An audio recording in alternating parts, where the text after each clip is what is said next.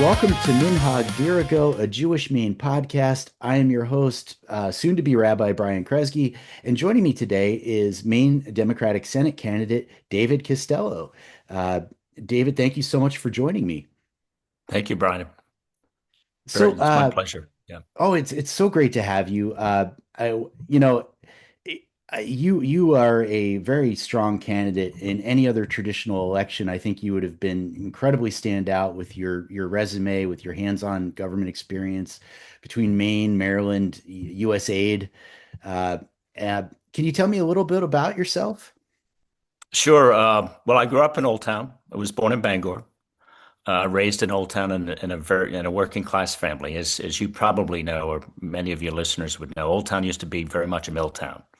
We had a woolen mill, a textile mill, shoe mills. We had a paper mill, a pie plate, made paper plates even. And now all that's left in Old Town is a canoe. Now it's the best canoes in the world. I'm being a little shouting out here, but so my family, my father died when I was young. He was 31. He died because of work he did as a teenager, dealing with asbestos and sulfuric acid batteries. So you can imagine what that did to his lungs. Um, so I grew up and very much raised by my mother and my maternal grandparents. They were mill working grandparents until the mill closed down. And fortunately for Old Town, they got jobs at the University of Maine as a janitor and a food service worker. So that's sort of the setting of my growing up. I started college at Maine. I worked my way through college. I left Maine to work for Ted Kennedy as a teenager when he ran for president. So that was kind of exciting. Kid from Old Town getting to travel the country. And that opened my, sort of my horizon. So I then transferred to the George Washington University in D.C. and after that did a couple of other presidential campaigns in the 80s while I was between waiting tables and looking for a real job. I ended up going to grad school in England, London School of Economics. So I've worked my way throughout a number of schools. I like to say to folks that my background, my lived experience, I think allows me to have a kind of perspective that many in Maine who've left the Democratic Party might have, or at least could relate to.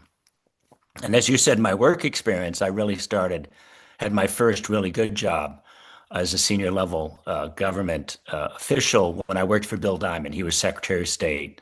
So I worked for Bill for about 5 years as a top aide. I then went overseas for USAID. As you said, first I did some work in Cambodia following the peace accords there in the early 90s. I then went to Haiti after we were part of what we called the civil governance component of the U.S. military intervention. That's a mouthful, but as you may recall, some listeners may recall, the U.S. intervened militarily in '94 to overthrow basically the military junta. So spent 19 months working on a whole range of projects, overseeing what we call the communal governance side, which had a lot to do with whatever projects the community could identify that we could help with, whether it's canalization, irrigation projects, wells, clinics, markets. And of course, the lesson to the Haitians was that they had to bring something to the project. We'd provide, sort of expertise, we'd provide resources, but we wanted them to at least bring something. So often they'd bring people to help and sand, because a lot of the projects, as you can imagine, were cement. After that, I went to the Balkans, first in Bosnia, opened the first American office in the Republika Srpska. As you probably recall, NATO bombed the Serbs into the Dayton Peace Accords. This was following the Dayton Peace Accords. Opened up an office there, and I ultimately oversaw our efforts.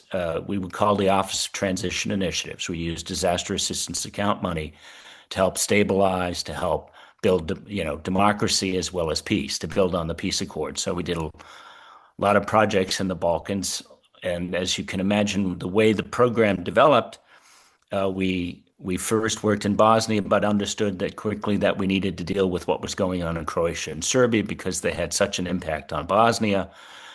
Kosovo exploded, so we did work also there, as well as in Macedonia and Albania. So I was the regional team leader for what we called the USAID's Office of Transition Initiatives. Following that, I worked for the mayor of Baltimore. Left USAID, worked for the mayor of Baltimore, who was elected governor. So I went with him to Annapolis. I was the top aide for him in Annapolis. My last government job was to run the state's Department of the Environment. So that's roughly 25 years. Following that, a Republican was elected, a guy named Larry Hogan. So I was hired by an environmental foundation to continue to put pressure on the new governor's administration. And as you can imagine, when we left, with things like we said that on climate change we weren't doing enough. The new governor comes in and says we're doing plenty. We can put the brakes on some of the stuff we're doing. So anyway, that's roughly 30 years. I came back to Maine. I'd always wanted to return to Maine when my wife got a job in Brunswick. And just quickly, we've got four kids, two older boys who are still in Maryland.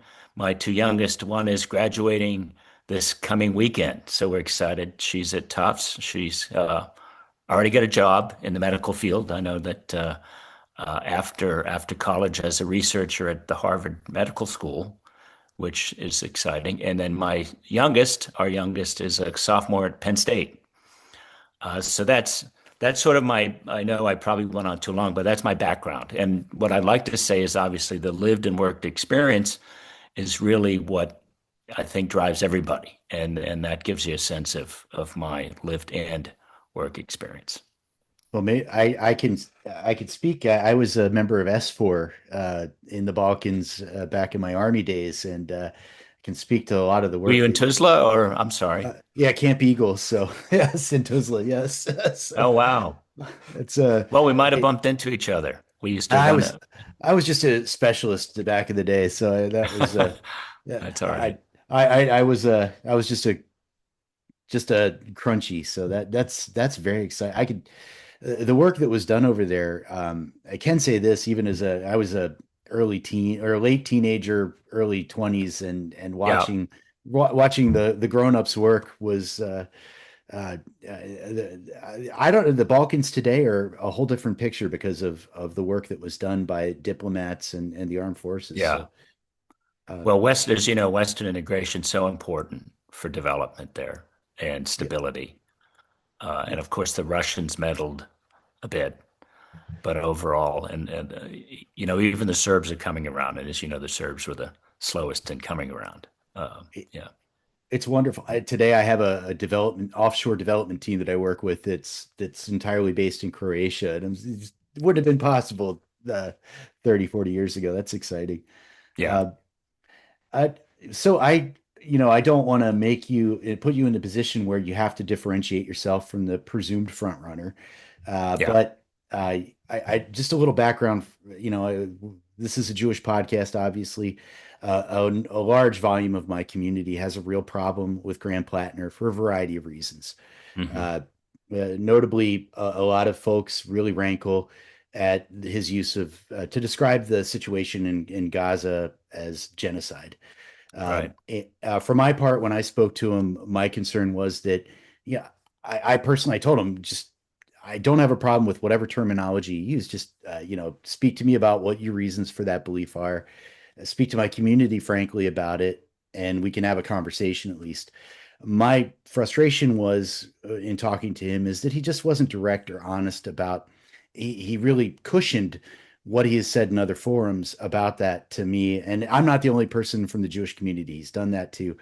Uh, so he's I Andrea Laflamme, when I spoke to her, she said, yes, I also believe it's a genocide, but, and then, she was willing to actually say those words and explain it.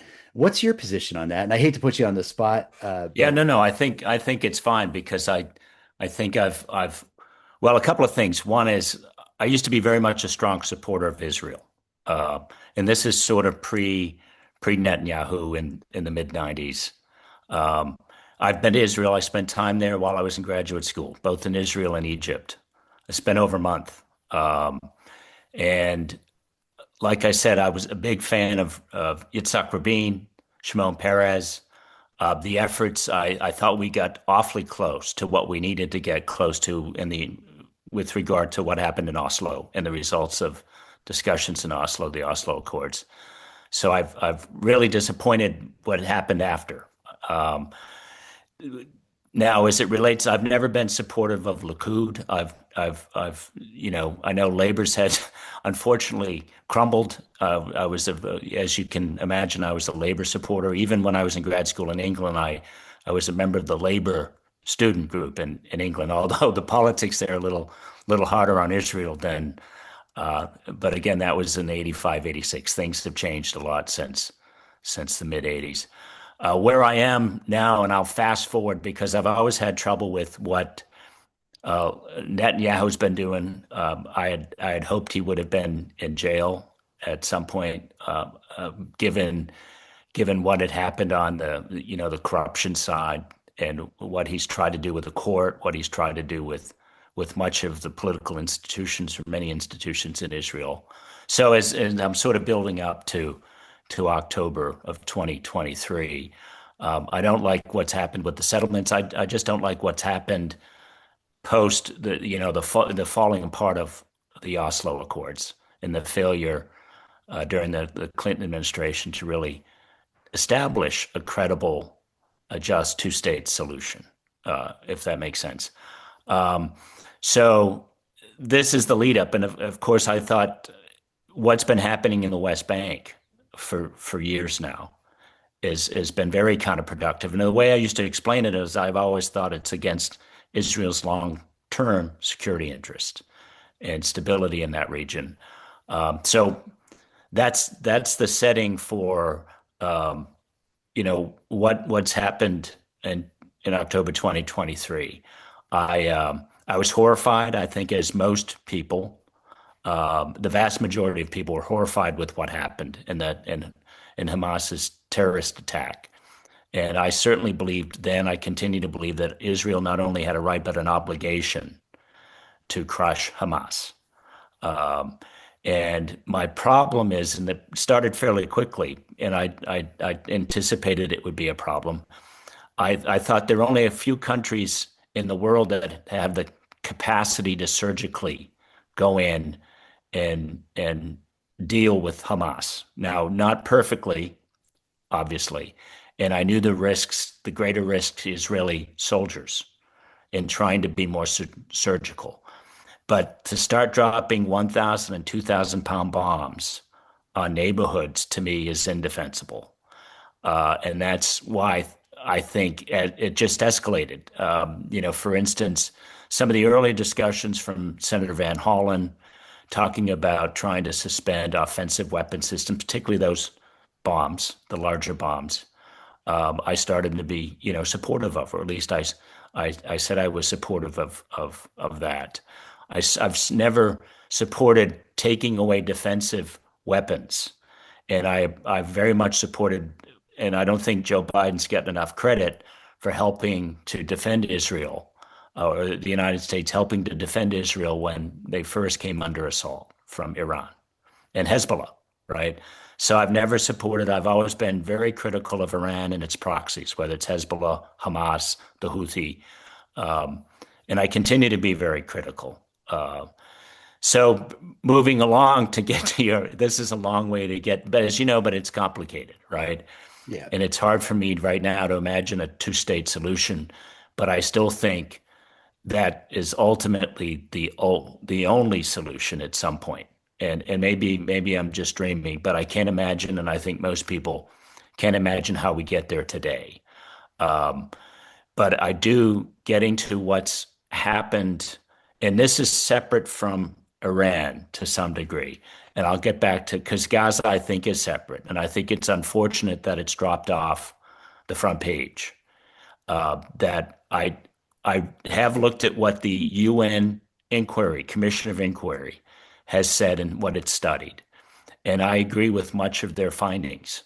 That because I would say this in the Balkans as well. I think to the extent that you start destroying villages or neighborhoods, and that so many people, innocents, are killed, then it is as they found, there have been war crimes.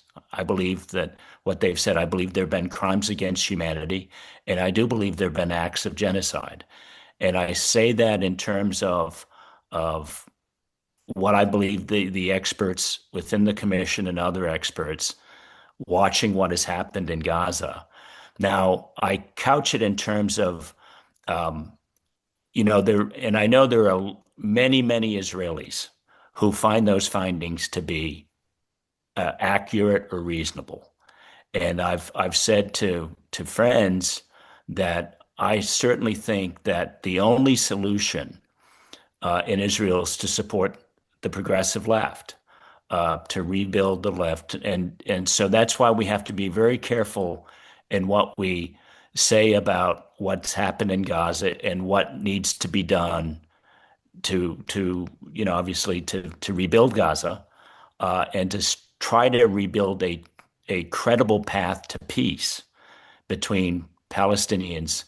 Um, and that's why I think we've got to support those folks in Israel, who believe that still believe in a two-state solution, or that it's in Israel's best interest to have a two-state solution, and that we've got to push back and hold not all Israelis. And this is why I think it's important. Israel shouldn't be tarnished writ large because of what Netanyahu and his right-wing government has done. I think Netanyahu needs to be held accountable, and some of many of his whether it's Smotrich or Gallant, or I just think it's. I never imagined that an Israeli government, thinking back in the 90s, would ever be taken over and would do what it's done in Gaza. So I guess that kind of sums up. I'm trying to be optimistic. It's hard for me to imagine. Now, as it relates to Iran, obviously, I think what's happened there recently is unnecessary, it's unjustified, and it's counterproductive. It's, as you know, it's incredibly disruptive to the world economy. It's costly. The one thing I'd say about Gaza as well, I just think I don't know how you explain, people can explain away upwards of 19,000 children killed. Now, I'm not taking anything away from blame from Hamas. I mean, clearly, Palestinians need to be held account. And many of those who obviously need to be most directly account have been killed, which I'm not going to cry over. Um, but so many innocents have died. There's been such a high level of destruction, worse than I saw in the Balkans, or you might have seen in the Balkans, where there clearly was ethnic cleansing in the Balkans. I mean, if you get to go to Vukovar or other places, Bihać, you might have traveled to Bihać, not too far from Tuzla, and seen the level of destruction there. So I know I've kind of rambled, but that's where I am. I try to be optimistic. I would hope that we can work with Israel, particularly if the government in Israel becomes a bit more accommodating to interests in terms of trying to rebuild a credible two-state solution or something similar, because it's hard to imagine where we are or how we get there. But again, I think it would be awfully wrong to tarnish all of Israelis as being in the same as Netanyahu and his crowd. It's not the case. I know that, and we've got to figure out ways to support those in Israel who truly want peace, a credible peace in the region. Well, I do appreciate you giving it's honestly of all the candidates that I've spoken to, it's the most informed answer I've received thus far about the whole circumstance, and I think that speaks to your foreign policy experience. Whether or not myself or my community would agree with your conclusions, Yeah. not important to me right now for the purposes of our interview. What I am really delighted is that you gave a forthright answer that's very, very thoughtful, and considered. And a lot of people are just saying the words, and it is heartening to know somebody's got the foreign policy chops to back it up. Um, it does lead to, I mean, it is, you touched on one thing with the munitions. That does remain a primary concern of my community is Israel's qualitative defensive end, Yeah. and the American commitment to that. And I understand for a lot of people, my wife and I are both partners for progressive Israel types. We send our kids to socialist Zionist things. That's the direction we come from. Not everybody in my community is on that same page. I used to be a supporter of J Street, not so much anymore. So Yeah. we get it with the disintegration of labor in Israel, but um, the you know the one constant for us is that qualitative defensive edge. But I also understand American taxpayers don't want their money, their taxes going to that shouldn't to them include Gaza. So how do you thread that needle as a senator? How do you Well, a couple of things. I certainly don't, I wouldn't support going too far. I would support defending Israel and it's still the most vibrant democracy. And I think that's important in the region. And it's not excusing what Arab leaders have done to their population or what they've done to Palestinians, right? So I don't want to excuse anything. I just think I think part of my comments have to do with my expectations and why I appreciated Israel so much, that it was a real vibrant democracy in a very troubled part of the world. So I guess I would hold Israel to a higher standard in some degree, to some degree. But I can say this: I certainly would never not support defensive systems, whether they're PAC-3 Patriot missiles or whatever they are, interceptors. Obviously, the Israel has some of the best interceptors, whether it's Iron Dome or this David Sling and these other weapon systems. And so I'm very supportive of Israel being defended sustainably. It is a true ally, a strong ally of the United States. I worry that Netanyahu's kind of hurt our alliance um, needlessly to some degree. I think, like Trump, he's had a personal stake in conflict more than say others would have if they were in charge, in leadership in Israel. Um, so I would say this: as senator, I would not, and I know there have been recent bills. Again, uh, I would not vote against a bill that would provide Israel with aid, defensive aid, and I don't know if there's a particular bill you'd be interested in what I might think. Go ahead and ask it, Brian. But I guess that's the easiest way. I think you can. It's fairly easy to define what an offensive weapon is and whether or not a 2000 bomb is more offensive than a Patriot or standard air to air, ground to air missile interceptor. I think it's pretty clear um, what where I would stand. Uh, I think I think that's a yeah, very fair statement. And yeah, well, I wouldn't just want to steal the air with that topic. There are yeah. a lot of, And by the way, arguments. and I'm sure you're not surprised, I've had conversations with Jewish friends, and I guess it's easier in the United States because I think most of my Jewish friends are fairly progressive. So maybe it's not fair that I'm not hearing as many conservative, voices in the Jewish community. I'm hearing mostly fairly progressive voices. Yeah, Yeah, it's I think there is still a widespread commitment to the two-state solution, yeah, and our our religious movements have skin in the game with Netanyahu's continued actions.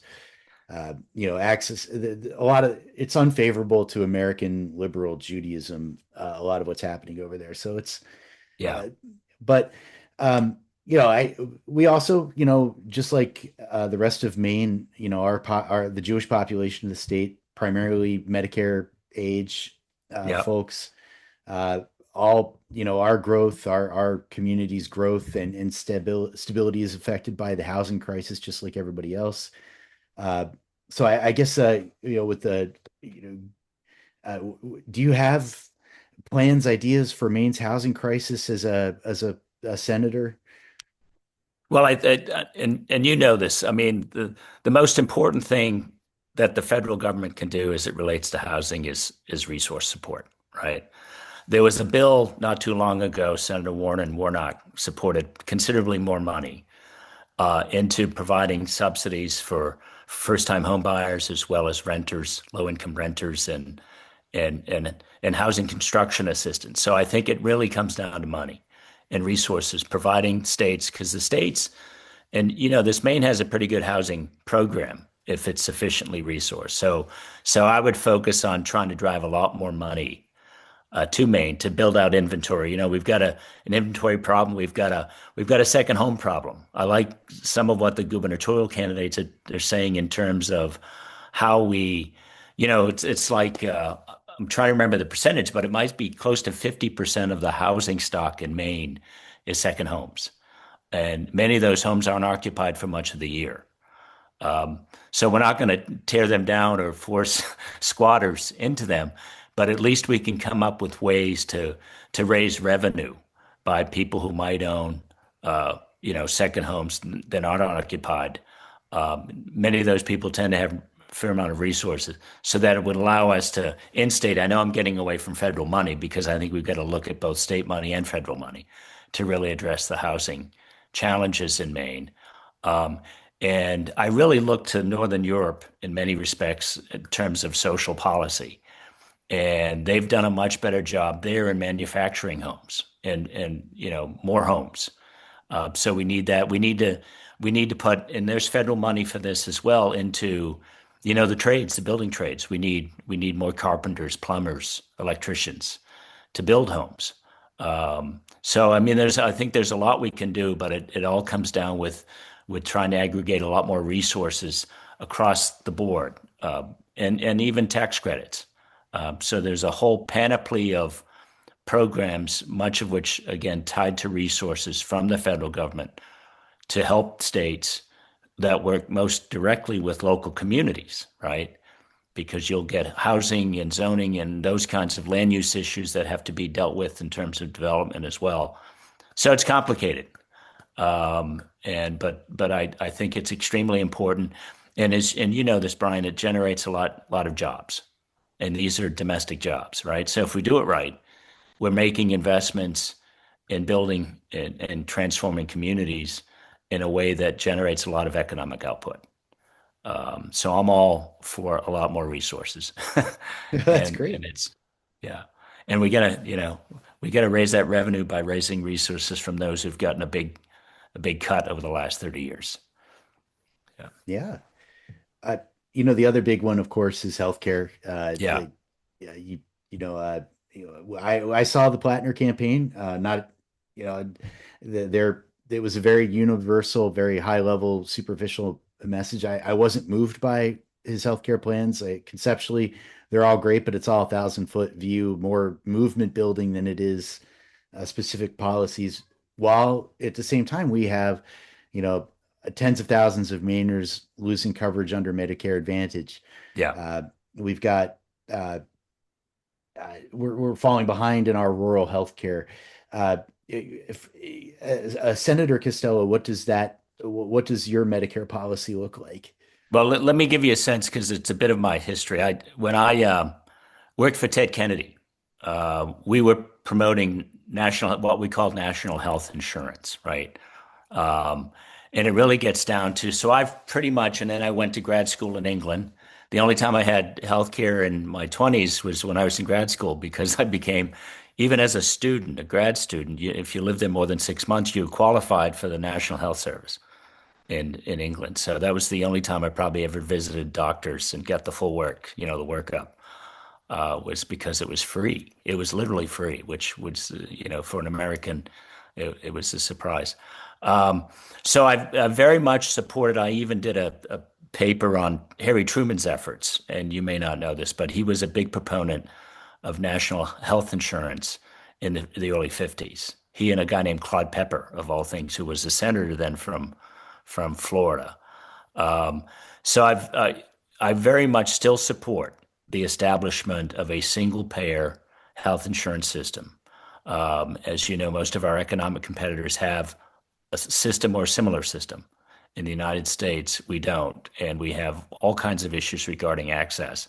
And the issues that you bring up, I think, can be dealt with in large part by the establishment of a very comprehensive, well-resourced uh, national health insurance system or single payer Medicare for all type system.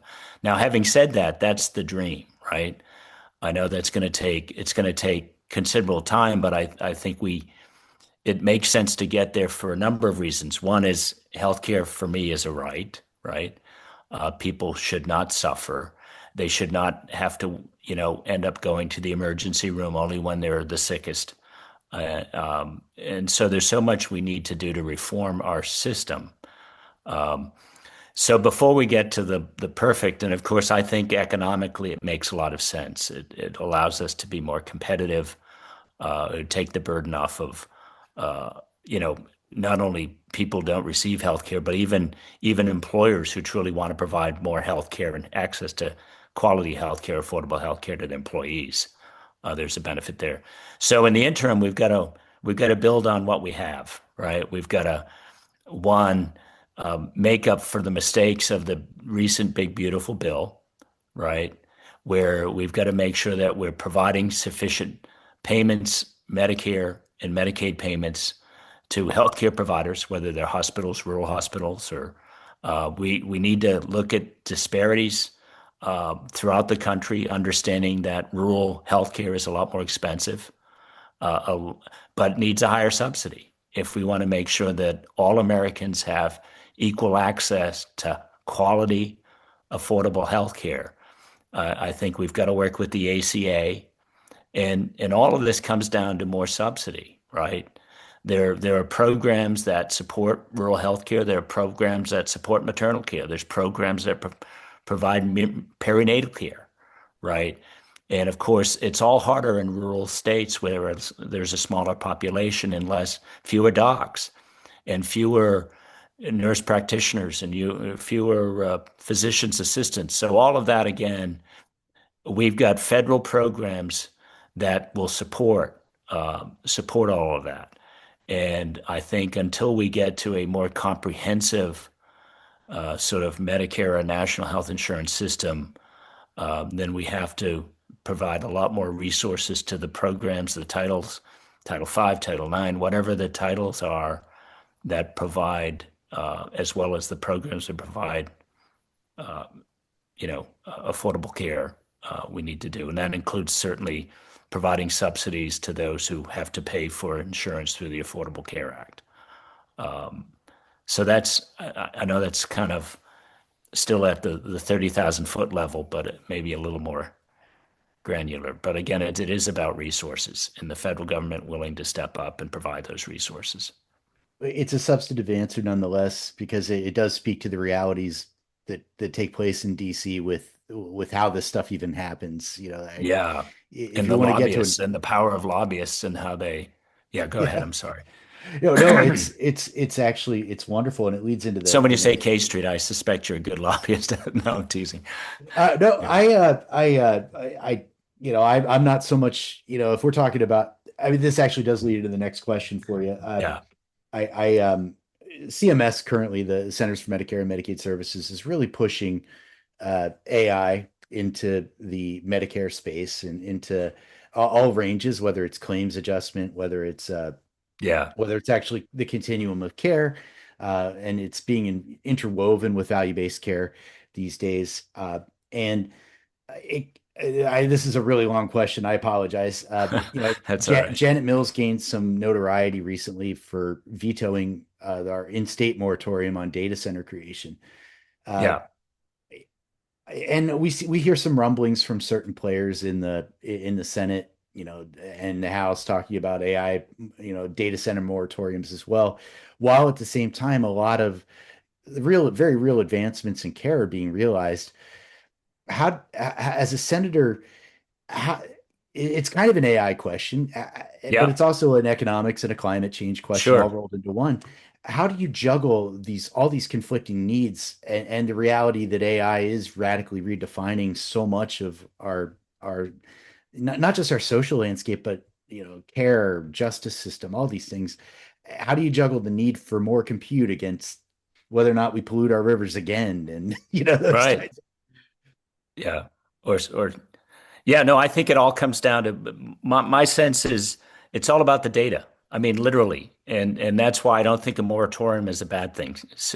Because it is about putting guide rails, at least understanding as best we can. We can always make adjustments on how AI is going to be a benefit and how it could be very much a detriment to what we're trying to do as a society and as a country. Um, but so I would support moratoriums, and but at the same time, I think we know how to remediate or deal with water issues, right? We know how to deal with electrical grid issues, and whether or not a data center is being located in a place that has the capacity or the impact can be mitigated.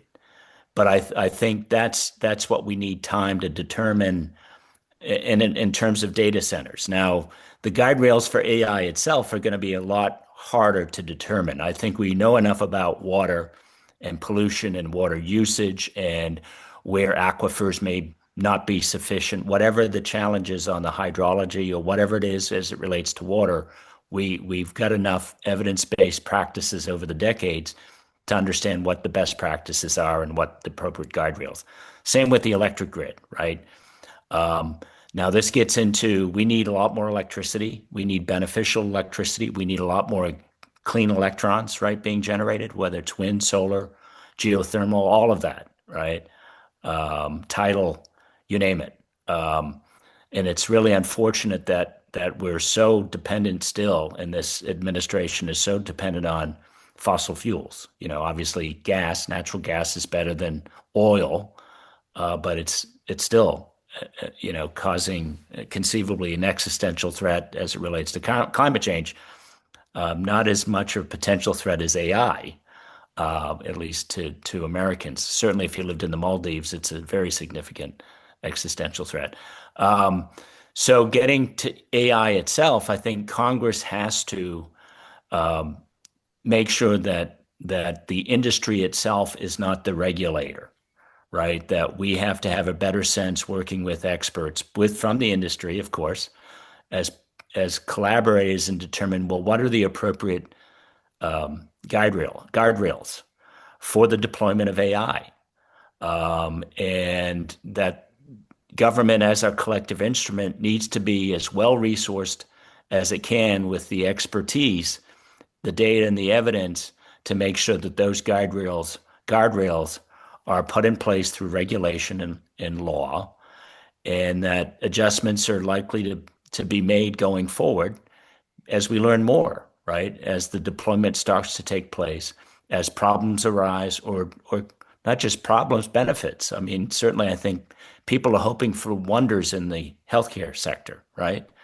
In terms of the deployment of AI, not only in conceivably managing care. I mean, one of the things we did early in Maryland, we were very much trying to invest in electronic health records.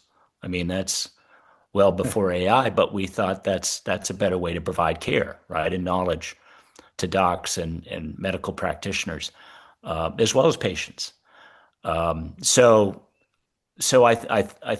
I'm being optimistic, but I do worry that Trump's approach is very much let the tech guys figure it out, and as long as they give me money or I can make money, you know, they're golden. And so I am worried about how it's being applied. Um, so let me stop there because I might have No, weaved around your question a bit here. no, it's a good answer because it is the feeling that as a I'm not a layperson actually. I have a lot of interest in AI professionally and personally.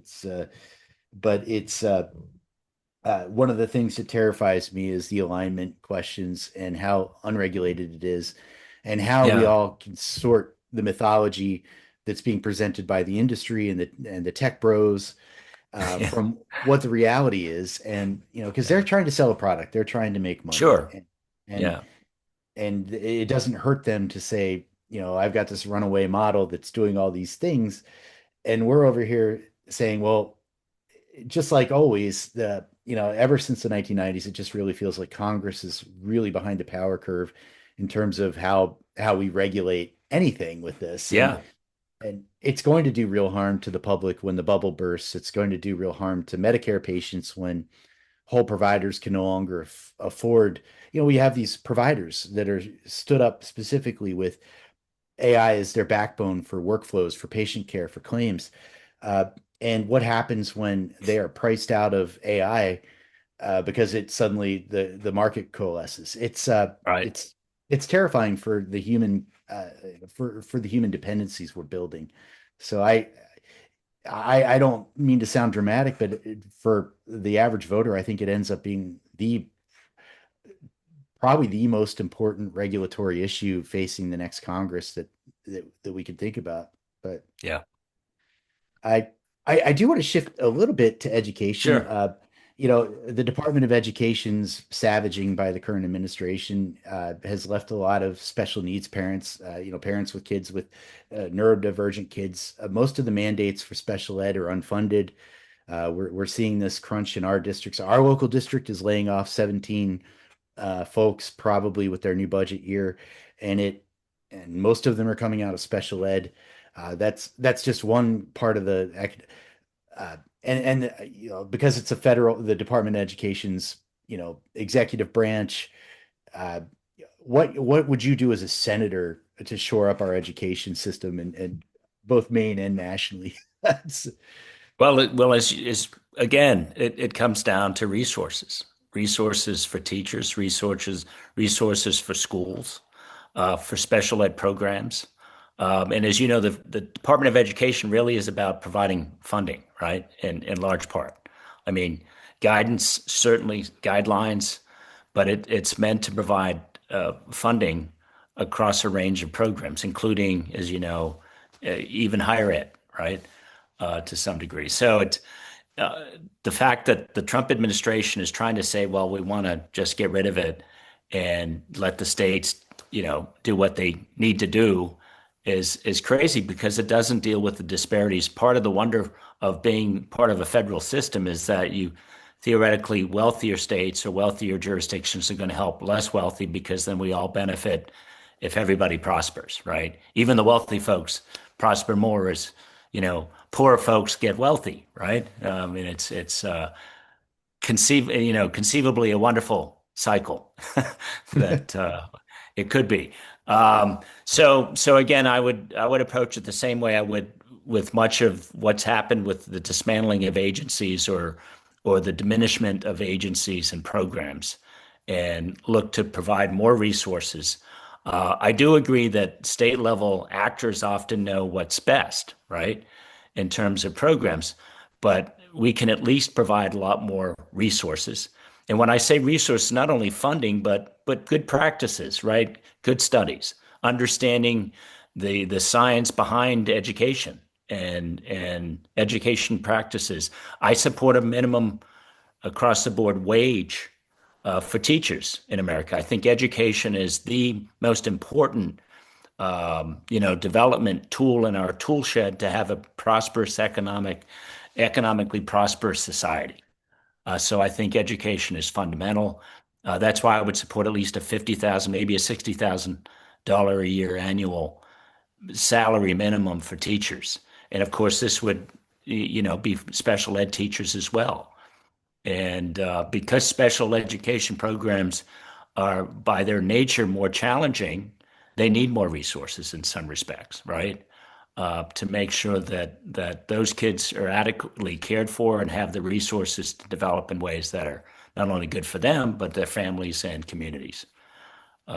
So more money my yeah more. to some degree, right? So yeah, the I am planning on re-registering Democrat to vote in this primary. I feel like it's too important to sit it out. And Yeah, my concern as a voter, and the reasons why I left the Democratic Party a long time ago, is because I have been concerned that, the Republicans had their Tea Party moment, and Yeah, people like Susan Collins, who is, for good or for ill, I think she's still, she's made some mistakes in votes, and that I certainly don't support. But she still represents that Bill Cohen, mid Olympia Snow moderate. I just wish they weren't so cozy with accepting the Tea Party ideologies that brought Trump to the fore. yeah. But I am constantly scared. I fell in love with the Democratic Party at the height of the Clintonian technocrats, and and that's why you appeal so much. Is that you have you are one of the most policy fluent candidates we could hope for in Maine. And I said the same thing about on Andrea, with her public health background. These things are so important. Are you concerned that, do you think a traditional Democrat can still win in this political climate that's increasingly driven by viral personalities and outrage like it is? Yeah. Well, I think it has to because, I tend to be a structuralist. I think we behave politically within the structures, the rules that we establish as a society. Um, and so we need to make adjustments. I think we need to be much more democratic in terms of our governance. And one of the things is part of why I'm running is that I really don't think we're going to deal with healthcare, we're going to deal with education, any of these challenges, unless we make our government more democratic, responsive and accountable. And I think we've got to make adjustments to our structure to do that. Um, but getting back more to your point is I am worried about the us them sort of back and forth rhetoric and the, more inflammatory, polarizing rhetoric, because I don't think it's productive. I mean, I get it. People can channel their anger, their emotions more readily, I suppose, when they get ginned up. Um, but I think it's important for us to realize that we do have to work together. And even though I very much think that the well-to-do, very wealthy, well-to-do, have benefited tremendously over the last 30 years, I don't think there's some grand conspiracy against the rest of society. I think people, as they, become wealthier, they tend to be maybe too conservative. Nobody likes to pay taxes, but we need to pay taxes. And so that's why I very much support tax reform in a way that accrues a lot more resources and revenue for the kind of programs we discussed earlier. Um, so I definitely, you know, and think this about the Democratic Party because I haven't left the party. If you look at some of the structural reforms I would love to advance, we'd likely end up with a multi-party system because I believe we need multi-winner congressional districts, for instance, not single member districts. We need to really change the Senate. It's obscenely undemocratic the way it's structured today. I mean, those kinds of things. And of course, I'm dreaming a bit because those kinds of reforms would take decades. But I think I say to young people, we need to do it. If you want the kind of society and government that we should have, and that Ben Franklin probably would have supported, and Madison, some of our more thoughtful founders and forebears would have promoted. That's where we need to go. But back to the defense of the Democratic Party, I like to say, I really dislike it when I hear, and I won't name his name, but I think you know who it is, that pox on both parties, pox on the corporatists have taken over both parties. But I think the vast majority of Democrats, and so I don't like that kind of language because I think it's dishonest. Uh, the vast majority of Democrats have supported very progressive, reasonably popular programs, universal child care, health care to some degree, for decades, ever since um, I've been involved in politics. And the system has prevented us from succeeding in large part. Gridlock, Newt Gingrich and Mitch McConnell knew how to really use government to gum it up and not get the kind of programs that Obama or Clinton, in their heart of hearts, would love to have seen passed, right?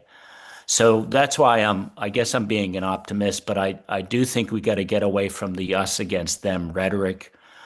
say we're in this together, to be honest about who's benefiting from this vast economic inequality and who's not, and how do we, kind of make the shift. That's why I would say I'm certainly not a democratic socialist. I'm more a democratic capitalist in that Adam Smith, in the context of his time, was rather progressive. So there are elements of capitalism that I think are constructive, right? And that's what fetters it in a way that's important is democracy, and make sure that it doesn't get out of hand, that capital doesn't become too constrained in monopolies or a small percentage of the population, and that everybody who wants to work harder can receive reward through their creativity, their hard work, all of that. Sort of the better aspects of capitalism, or at least the way that I think Adam Smith, would have hoped, right? And so I hope that kind of gets at your question. It does. It does. Yeah, And when it comes to, Susan Collins, yeah, you know, do you, I don't know what it takes to displace her. Honestly, 6 years ago, I was really excited about Sarah Gideon. I thought she was a fantastic candidate. Very excited to vote for her. yeah. And of course, my friend was running the DS. Somebody I grew up with was running the DSCC at the time, and sometimes I feel like the mistake was that they ran the race like it was Northern Massachusetts and not Maine. Um, and I love them all, and they just. But I'm wondering if this year is beating Collins about policy? Is it about trust? Is it just about voter exhaustion? What do you think is the magic ingredient to getting her out of office? Well, I think her biggest problem is the president. I really do, because she's always done a good job of trying to distance herself. Although, from my perspective, and that's why I think a candidate like myself, who I think has, real, sort of second district roots, kind of, that many people who drifted away from the Democratic Party can relate to conceivably if people got to know me. Not very few people know me. As well as I've got a much deeper, more hands-on government experience, extensive government experience than Collins has. So I think having a candidate that sharply contrasts with her, this well-to-do Aversa County girl who's never missed a vote, but aside from electoral success, she hasn't delivered all that much. She's been there for the small stuff, the Eastport repair, the fire station in Standish, but boy, she was not there on many of the bigger issues. The Bush tax cuts, the big beautiful bill, the Trump tax cuts, all of the stuff that's happened. She was in Mitch McConnell's pocket. I mean, he was writing, literally, his staff were writing her speeches on Kavanaugh and others. So I just think that, and I've met her. So I think she's a decent person. I actually took her around, picked her up at a train station in Baltimore one time to come have a meeting with him. Mary says, he goes, I know you're from Maine. Guess who's coming? Senator Collins. We're going to discuss Homeland Security. So I went with a police officer and picked her up at the rail station and showed her some of the projects we were doing in Baltimore. She was very pleasant. And of course, I said, hey, I'm from Old Town, Maine. And so she loved it.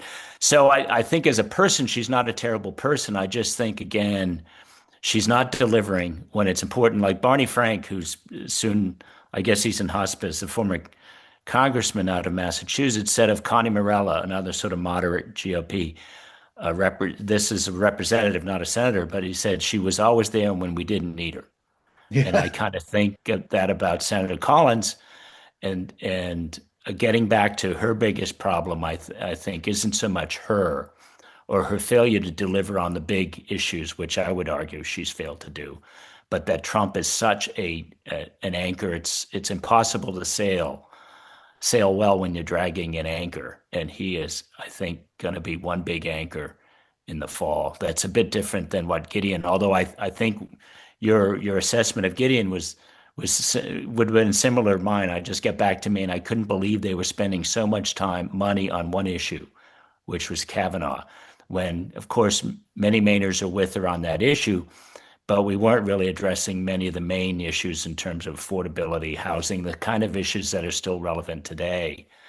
And I think they kind of missed the boat. And the fact that she wasn't a native, and you got Bill Green coming on at the end. Why are you picking on this poor Maine girl? I mean, that sort of just was a dagger at the end of the her candidacy, which It's was too bad. unfortunate. Yeah, yeah, Because unfortunate. we're seeing the same playbook with the ads is look at all this discretionary funding that I've obtained from Maine, but it's like what you say, it doesn't address fundamental systemic problems that only Congress can address. And Right, and it gets to the big issues: housing, healthcare, infrastructure, communication infrastructure, let alone transportation infrastructure. So there's so much that Maine needs to develop in ways that we know are important that these governments haven't addressed. Or yeah, so well, the last question I'll yeah, ask you, and I appreciate your time today so much. Uh, do, I have struggled to find you in the press, and yeah. it's very depressing because you have a lot to say that's really worth hearing. What question do you feel Maine journalists are not asking that they should be about this primary? Well, I wish they had, and you know this. I wish they had simply dug more into my background and the positions I and reform ideas that I have or trying to advance. I think they've been lazy. I think everybody thought, that Governor Mills was such a slam dunk. She's the only one who got any attention early on. And then, of course, Plattner gets in, jumps in with a multi-million-dollar support instrument, in terms of the Sanders organization, labor. The fact that his announcement took place in the New York Times says it all. I mean, he was able to raise gobs of money because he got gobs of press attention. So it became a simple two-person race. And so for other candidates to try to crack through, it's not to be too defensive, but it wasn't as big. It's not because I didn't have ideas or willingness to talk to the press. They had no interest in covering my candidacy. And of course, now they've designated they've moved on to a Plattner Collins race. So we're going to grind along because I think, I've made a commitment, and I think it's important. And as you know, anything can happen in politics, right, overnight. So there's that glimmer, but it really is just a glimmer, to be honest. But I'll stay in it. And again, if they had to ask me one thing, I wish they would have asked me more about why I think I'm conceivably the most electable candidate against, Susan Collins, and given my background and experience, and why that was never asked, um, I can't answer, right? But Yeah, I think obviously that's the key question they should ask every candidate and have them make the case. And again, I still think I'm a much more electable candidate against Collins than Graham Plattner will I prove to be. But we'll I see. I have to agree. Not you're strong on policy, and and really, with second congressional district, as you well know, being from this area, uh, those voters are not going to respond well to the treasure trove for Republicans that is that Reddit history. Yeah. And I've spoken with Graham. I believe his sincerity. I believe that he really believes he's doing the right thing, but without outside money, I he wouldn't be where he is. I don't think this is as grassroots an effort as it's being made out to be within the state, and I think it's going to come back to haunt us come the general election if he would be the candidate, which is why it's so important to me to hear voices of the other Democrat on the ticket. So Yeah. uh, Yeah. well, I really appreciate you joining. I Well, wish you thanks, luck. Brian. I look forward to voting in this primary more than I have in just about any, and we'll look forward to seeing what happens next. Yep. Well, and thank you. It's nice to meet you and Same, appreciate what you're doing. Yeah. same to you. Thank you. Yeah. Take care now. Bye.